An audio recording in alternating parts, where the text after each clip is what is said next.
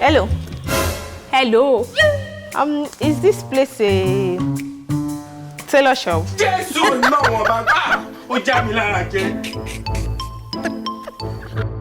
Rara. Here na motherless baby oh. Jesus!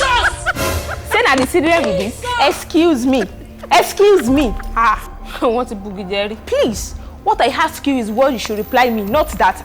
I don't understand. My question is this place a tailor shop? Yes, ma'am. Good. Now we are going somewhere. Okay, continue. Actually, this is my child. So I brought her here to have experience in fashion. I need you to put her through in all she needs to know about this fashion tailor work of a thing. So tell me your price and name your price. You know. Wait, I beg you. You won't call you for me.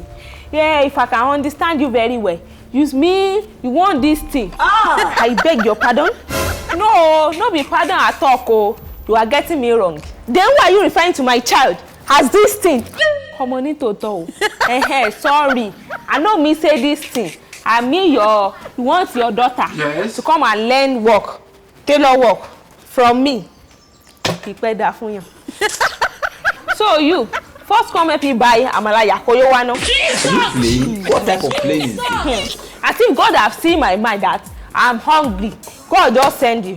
So you go help me buy amala singbono. Amala meji.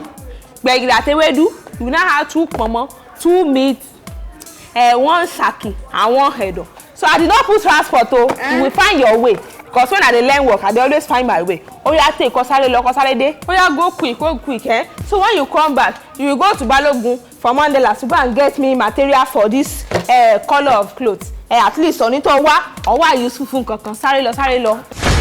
Are you for real? Are you sick? This is plain. Are you mad? Why will I just bring a child right now under my nose and you are sending a message to go and help you to buy amala or whatever? Like, do you want to eat your last supper?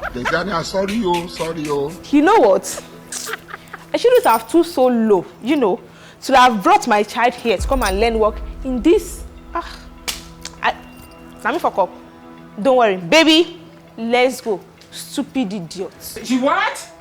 Oh, one. But that's what pencil skirt.